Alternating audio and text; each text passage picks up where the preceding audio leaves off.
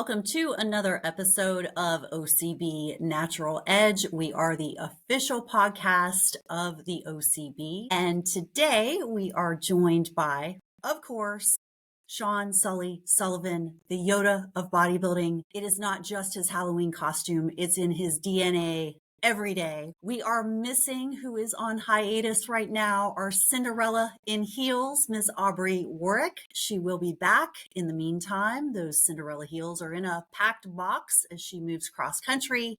And we are joined by phenomenal figure athlete, Ms. Gina Dane. So welcome, Gina. We are so glad to have you today as part of the show. Thank you. I'm super excited. I was very happy to get that message from you. Good. Well, I enjoyed talking with you so much.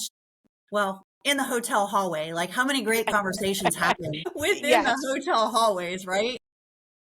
And we're going to just jump in with the feature, who is you, Gina. So I would just love to know, when you think back to your first show compared to right now, how has your definition of success changed over time? Well, first of all, I had no idea what I was getting into for my first show. Mhm. It's something, bodybuilding is always something that I was interested in. I've been in the fitness world for almost 20 years, and I was surrounded by some people that did bodybuilding, and I always thought, that's something that I think I would want to do, but I wasn't sure if I was able to do it. I always questioned, can you do it? And I was turning 40, and I said to myself, it's time, or you need to just forget about it and move on. So my first show was planned for May of 2020. We know how that turned out. And so I was about 8+ weeks into prep when everything shut down. And I said to myself, I am still going to do this. So I committed to that same show in Atlantic City in May for 2021. And I loved the process. I was hoping that the end result was that I didn't have to get in that little suit and get up on stage for the end of it. But it is amazing that the day of, when you put that suit on, you don't even realize that you're barely clothed standing on a stage in front of people. You just feel so proud and accomplished how you got there. I think the best thing was I didn't know what I didn't know. And I did very well. And I was hooked. And I look back at that, and that's really kind of where it started and where the expectations started for me of what I could possibly achieve. And Wow. how many shows did it take before you got your pro card? I got my pro card my second show. Really? Wow. Which show was that? It was Tina's show. It was Roanoke, the Roanoke Okay. Star, All right. which I Mhm. believe no longer exists. But No. yes, Yeah. Yeah. yeah, that was my second show, and I went pro with that show. Nice. Nice. How many pro events have you done? I want to say I've done 8 or 9 since 2021. Wow. You're keeping it going. What was the what's been the highlight of your career so far competitively? It doesn't even have to be a victory, just like what has been your biggest highlight? I'm going to say when I won Conquer Yeah. in May of 2023, I never thought that I would be in that position. Like I said, I knew I could be successful, and I knew who I was going against, and I was always like, okay, if I can get to the top 3 in my class and get to the final lineup, to me, that was the win.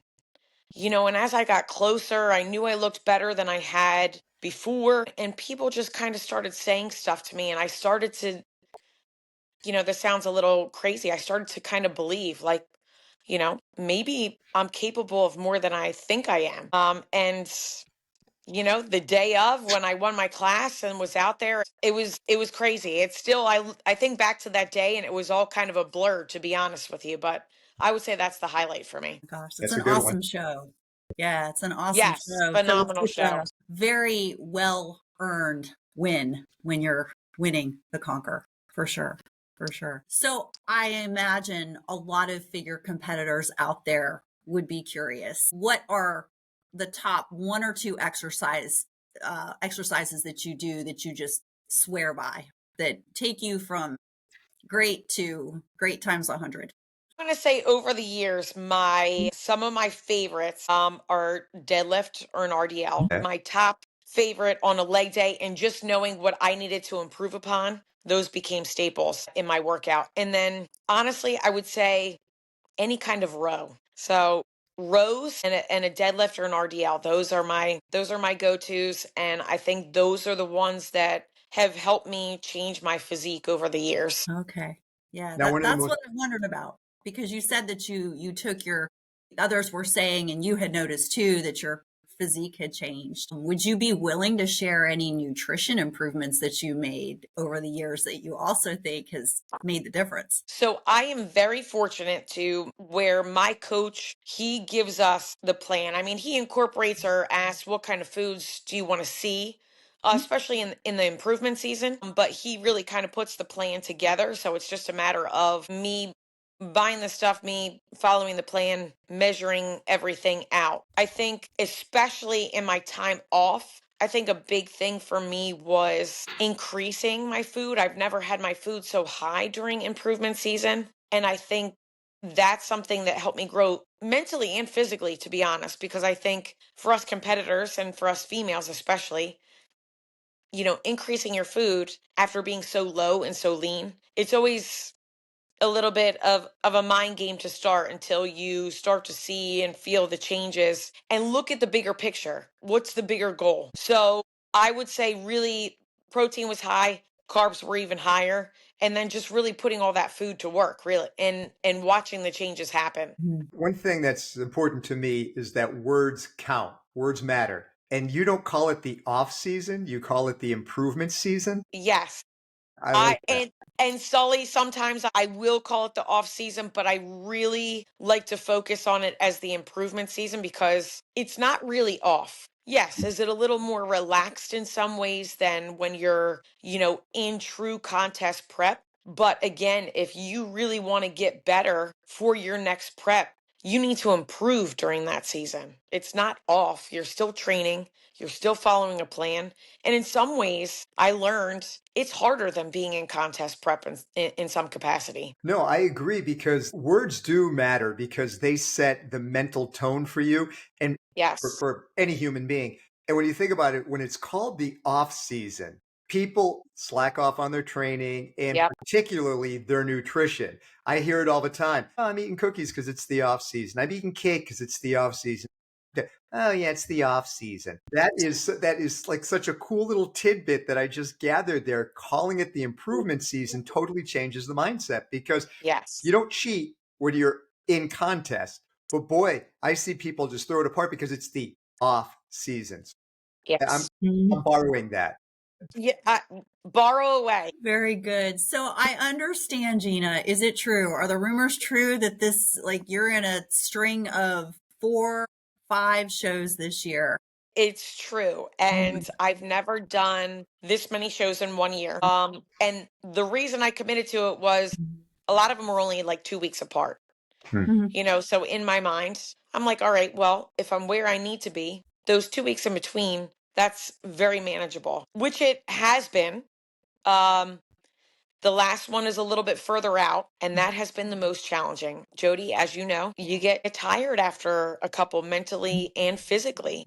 Going into Apex, going into Your In, going into Chesapeake, I feel like you run on adrenaline and you don't really feel some of that mental and physical fatigue. And after Chesapeake, I knew had a little bit of a quote unquote, not break, reprieve. Mhm. And it's been it's been a mental and physical challenge to stay focused because it takes a toll on you when you put everything into it. So will Yeah. I do 5 again?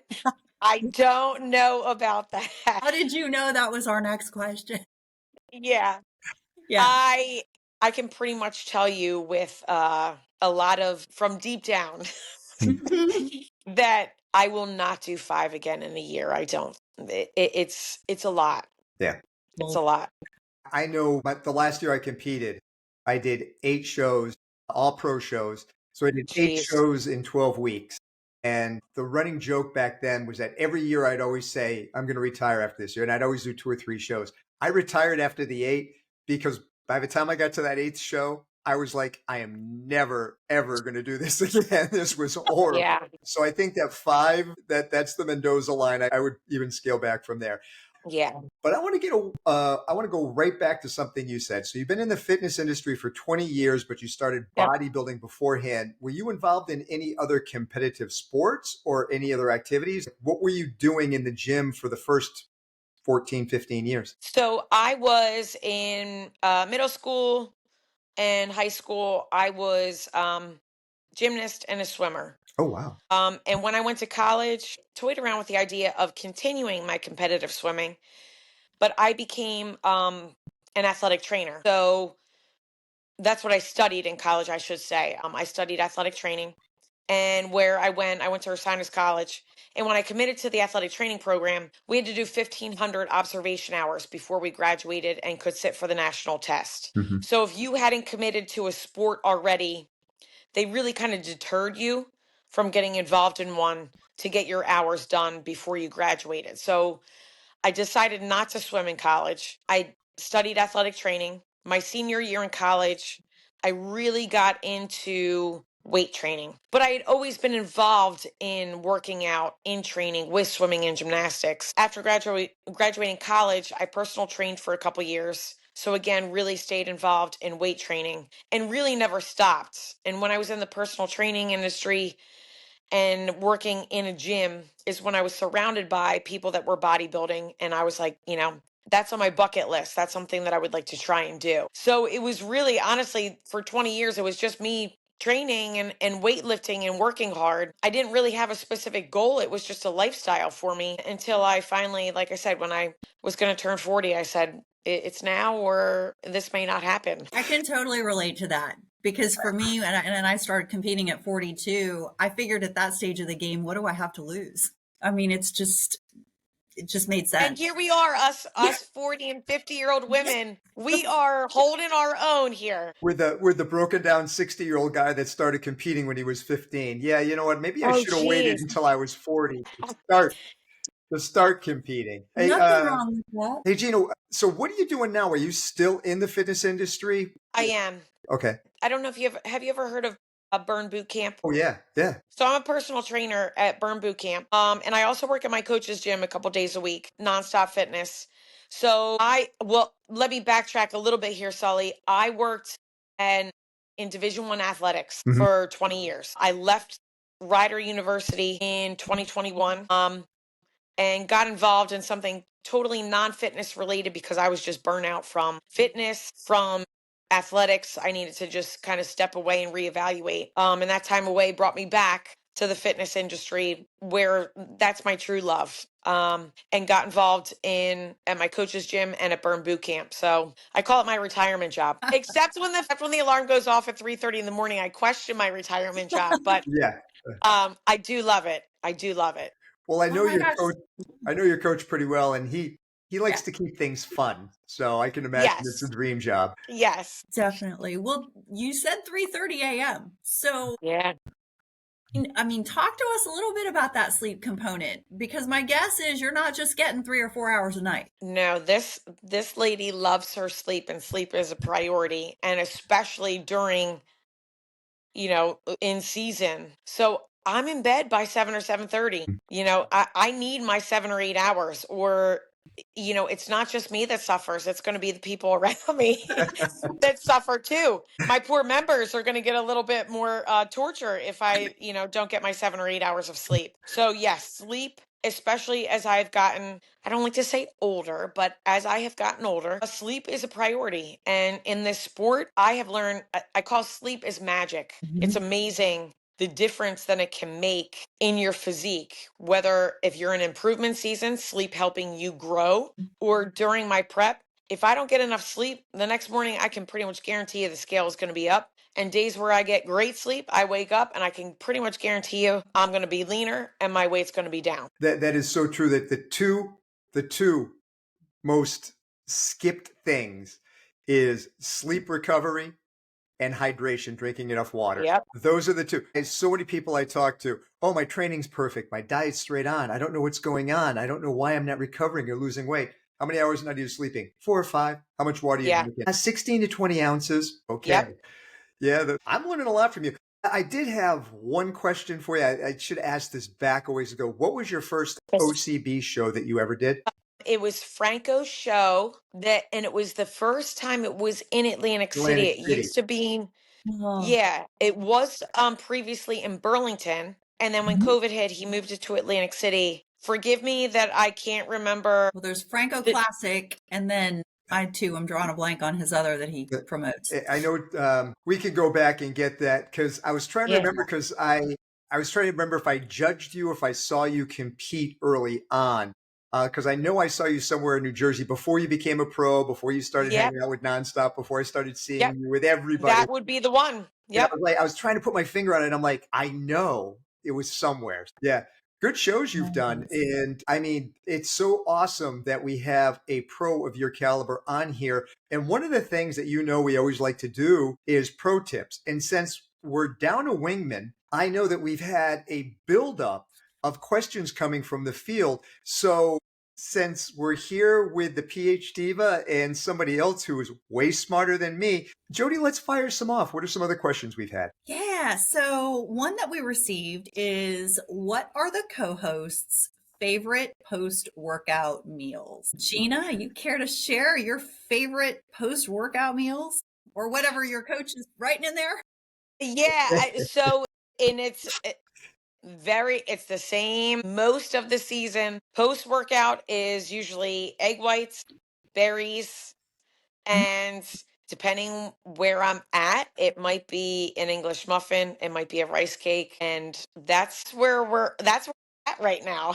Now, if I'm in improvement season, obviously I get a lot more. It's still the berries, it's still the egg whites. Those are staples. And usually big with the English muffins, or sometimes it's oats, or some type of cereal. I usually do like Rice Krispies. So again, depending where I'm at, there's more or less carbohydrates in there. Well, you and I could put away some cereal together, but it does kind of strike me like when feeling fancy's an English muffin, like that says Yes. something about how tight your nutrition is. Yes.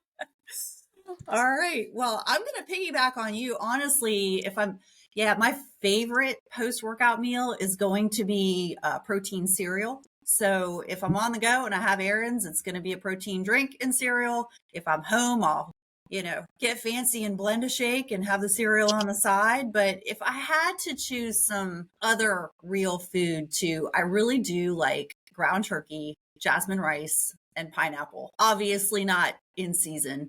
It's a little hefty for in season, but improvement season, that's my jam. And also, I would, no matter what you're choosing, because I do work in the nutrition world, when clients ask me, I typically would say 3 parts carbs to 1 part protein, roughly. How about you, Sully? What are you putting away after your workout? Cup of coffee. Fair enough. Kidding aside, It's never. it's changed so much from when I first started competing to whenever, but I've had one constant almost throughout my entire competitive career and up until now, and that was the Beverly Ultimate Muscle Protein. From the time the ump Oh, came out, I've been pounding the ump down, but I'd always rotate something with it. I mean, I was back in my middle of my competitive years. Pop Tarts were the big kick. It was bodybuilders were eating Pop Tarts, because of the sugar spike with the protein. So I'd have a Pop Tart with it, and then it got more saner approaches to whatever. But my go to throughout has always been the Ultimate Muscle Protein over a whey or another protein, because I always found that a blended protein gave me a much better recovery after than just a specific whey protein. And I would always take branched chain amino acids either before, during, mhm. or even like right after workout before I took a meal in. So I was already getting good quality BCAAs in, and then it was pretty much ump and coffee. I'm Coffee. a big Coffee. coffee drinker. Yes, Sully, that makes 2 of us. I've gotten reprimanded a couple times for the amount of coffee that I.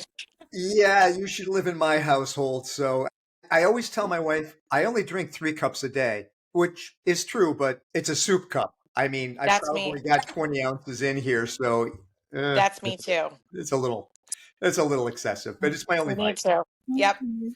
All right. And Sully, when you talk, Now, the Beverly fans out there, gosh, when I have clients who have taken Beverly, it's been from day one. So they have some loyal fans out there.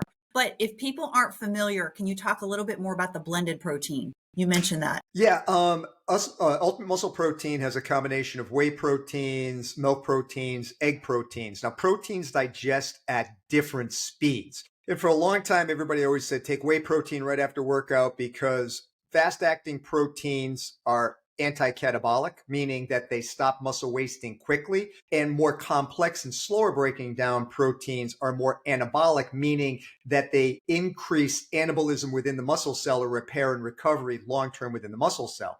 To me, it never made any sense to turn around and to have a fast-acting whey protein immediately after working out and then wait 25, 30 minutes later to have a solid protein, something that was more casein or egg-based or a meat-based protein, when I could combine the two of them.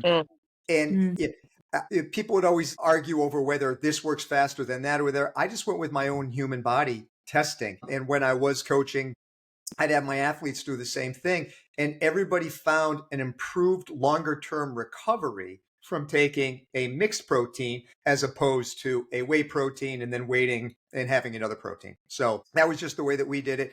Particularly when you're taking in the branched chains right before training and sipping them a little bit during training, it totally changed everything around. Beverly's been around since the mid 90s. They used to be Rio H. Blair proteins back before. That's when I started taking Beverly products, when they were Rio H. Blair was the protein. And then Beverly took over, and then I've been taking them ever since then. And it just worked for me. And then the science came out to start talking about different proteins and different. So just my staple. No, that's good That's color. great. Yeah, absolutely. Okay. Have one or two more questions if we're ready. Fire Like away. Sully said, yeah, we've been racking these up. All right, second question. Is it okay to compromise form on exercises in improvement season? And if so, when? How about Never. you, Gina? Ever? Never? Never. Oh, okay. And I say that, Jody, because of my sports medicine background. Obviously, rehab was a huge part, and I was dealing with injuries, and a lot of those injuries happened from poor form of some sort. And then even in my job now, I thrive on proper form for my members. So, in my opinion, compromising form to increase the weight, you're not getting the full benefits of the exercise because you're not even doing it correctly. You're going to get more benefit from doing a lighter weight and actually doing the exercise properly, engaging the appropriate muscles, making that mind muscle connection, then you are just throwing weights on and maybe doing half of the range of motion or engaging muscles that you're not even supposed to be using during that exercise. So that's a non-negotiable for me. Oh my gosh. And this is why we have incredible guests on like you, because they clarify things and answer in just such brilliant ways. And thank you. You bring your professional expertise as well. All right. So I'm going to answer this the way I would have, but I'm going to then come back to you, Gina, and I'm going to say, prove me wrong, but, and you're going to, but what I would normally say, and this is coming from someone who has horrendous low back issues like you. I was a gymnast. I was also a college cheerleader. So tall girl, lots of back handsprings. You can imagine what my low back is like. So I would say for any exercise that's involving my low back, like think your compound exercises like squats, deadlift, even benching. Those are the ones where I would never compromise form because I know what it's like to be down and out, especially with a back injury and not able to train. Where I do make a little exception, and this is where I love your professional feedback, is something like an overhead press, where if I'm trying to go up in weight, it's two criteria with me. Only the last, 2 or 3 reps.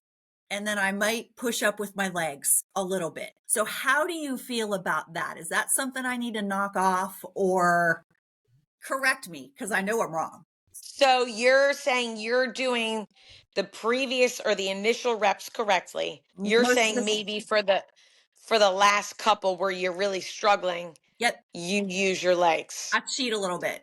You cheat a little like bit. just on a single joint movement, like not a Yeah. compound movement, but a single. Yeah. And again, are you still getting some benefit if it's just those last couple reps where you're reaching form failure? You're still going to get some benefit. Uh-huh. In that circumstance, if and not you don't Yeah. always have somebody, but to have somebody spot you in that circumstance so that you're just still using, the primary muscle group as opposed to Mhm. using a secondary or using lower body and using momentum to help you get that weight up, as opposed to really using the muscle group to make it happen. I love that. And so this is why I'm not Jody of all trades, because I can't profess to know it all. I know a little about a few things, but that is super helpful. So thank you. Yeah. And I think that's Well, going to be helpful for our viewers out there too. Appreciate that. How about you, Sully? You are a girl after my own heart, and I'm going to tell you why. When I started training, all the Weider principles were out there, and everybody was doing the cheap movements and all that because it was an Arnold thing. And I was always getting injured, and shoulders were hurting, and lower back was hurting. When I got stationed out in California, I started training at Vince Gironda's gym, and Vince he would throw you out of the gym if you disrupted your form. And he taught me a lot of different things. And one of the things that I began to research with that and start to learn is a kinetic chain breakdown will alter your movement path, which can cause disruption and increase potential for injury, even in a single joint movement. So I would never. Now, this doesn't coincide with rep speed. People would see me in the gym doing faster reps and sometimes slower reps. So tempo and time under tension and rep speed, totally different. But as soon as form would break down, the exercise would cease and desist. And that's just the way I was trained. It never impacted my hypertrophy. And it always, by keeping something in the tank, I always recovered better. You have to train past failure. You have to go beyond this. You have to do all that other stuff. I always threw that stuff out the window, never impacted my ability to train. I would always go to positive failure in the beginning of kinetic chain breakdown, and then I would cease and desist the movement. That was just me. So yeah, Gina, you and I are on the exact same page. And really, at 60 years old, I have never had an injury at all in my bodybuilding career. All my injuries have either been police department, military, ruck marching, doing something else other than bodybuilding training. I've never had an injury in the gym, and I've been training since I was 13. I'm 60. So very fortunate. That's great. Yeah, definitely. We have time for one more? Go for it. one more. Yeah, let's do one more. We're on a roll. Okay. How do you know you're on the right track with building muscle during growth season? This is a juicy one. We have the right person on today. I'm telling you what. So, Jody, I think I'd mentioned to you and Sully, I think I mentioned this at the beginning of the interview. I was away from the stage for 2 years before I came back this season. It was the longest that I took time away. I needed it mentally and physically, and it tested me mentally and physically. And I will confess, I'm human. I was not great at my reverse coming off of York in 2023, nutrition wise and training wise. And once I got back on track, I could tell I was on the right path, not just by the way that I felt, but in the way that my clothes fit and in the way I looked. And this is where I completely agree with people take the pictures, because at some point in my improvement season, the scale said I weighed the heaviest I had weighed in I don't know how long. But looking at my shape, during my improvement season, against that weight before I started bodybuilding, completely different composition. So that was an educational piece or a visual tool for me to be able to know, okay, I'm doing the right things, even though the scale is telling me, I'm at a heavier weight. I know I'm carrying more body fat. I need to carry more body fat, but I'm still able to fit in the same clothes. My strength is up. And again, I'm looking at my shape compared to that weight before bodybuilding. So I think take the pictures, go by how your clothes fit, go by how your strength feels, how hard you're working in the gym. Those are the things that are going to help you, that are going to solidify that you're on the right path and setting yourself up for a successful prep. Awesome. And it's hard for us to take the pictures in the improvement seasons. Yes, it is. It took me, I want like to I see all said, that sometimes. Full confession, it took me, it took me a little bit to take those first pictures where my coach said enough was enough. It's time. Get Yeah. over it. Mhm. It's not a determining factor of who you are, self-worth, or how successful you are as a bodybuilder. So it's, Mhm. you have to get past the shreds. Spoken like a true pro. Yeah. Appreciate that. All right. I'm going to answer in a slightly different way. And first, again, I appreciate you touching on the scales because for so many people, the scale is the be all and Yep. all. You hit on something really important, which is mindset. But I'm going to try to steer people away from a certain kind of perspective. And that is when I'm doing the social media scroll and I see these posts that say, look at my gains. And inside, I'm always like, well, yeah, maybe they're in there, but there's fat and there's fact. The fact is Oh, we I have like more fat in improvement season, that. right? Mhm. But you don't really know how much you've improved in most cases until you lean out for show again. Because, somebody say, oh, well, yeah, if you look at my booty gains in the improvement season, like there are gains, but they are not the right kind of gains because that's hard for it. So I also, in addition to that, love to do measurements because sometimes people can't see what's in the photos. I mean, that's growth for you. If you say, yeah, I can see my shape changing. Some people's mindsets won't let them get there. But number one, don't falsely assume it's gains just because you're bigger. Doesn't necessarily, you have to be able to look at the shape objectively or have your measurements. And then are your weights, is your volume actually increasing?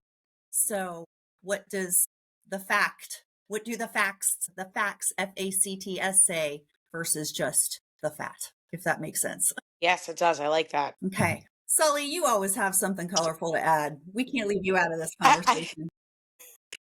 Well, back in the day when I started, I was all into the minutia of, tape measures and scales and Mhm. thises and that's and the other things. As I matured through my bodybuilding career, particularly, I went through about a 12-year period of time where I didn't do progressive get fat off seasons. I did improvement seasons, like we Mhm. call them something different then. And that's when I learned a couple of things. The only two things I ever monitored were my overtraining. So I'd always make sure as soon as I woke up, I would check my temperature, I would check my pulse.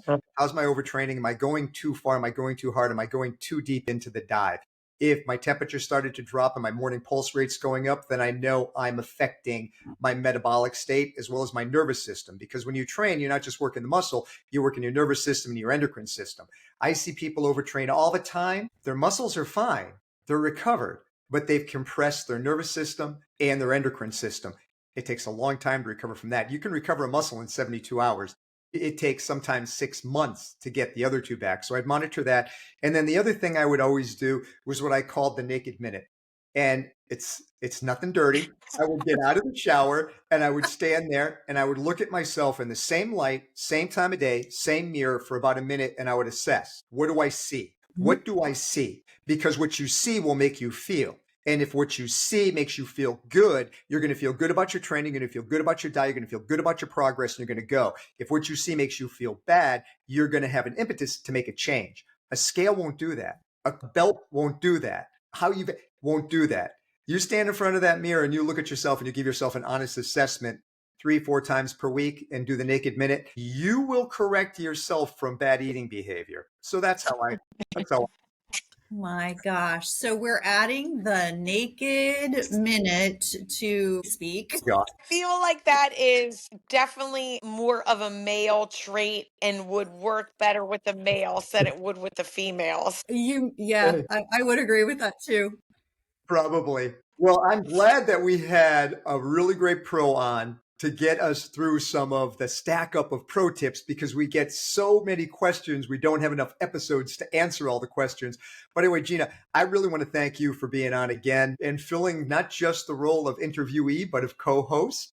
I Mhm. appreciate you. And thank you for coming on. Thank you Thank guys you. so much. Like I said, I was super excited and honored when I got the message to ask me to do this. I love the sport of bodybuilding. It has given me much more beyond this stage and has gotten me through some very challenging, life changing decisions. So, like I said, I appreciate it and love to be able to give back. Thanks Well, so you did much. in We're glad to spades. have you here. And thank you. And For those of you who are out there watching it, please like, share, and subscribe. And if you have any questions for us on pro tips, send them your way. And send them our way. And as always, train hard, be safe, and stay natural.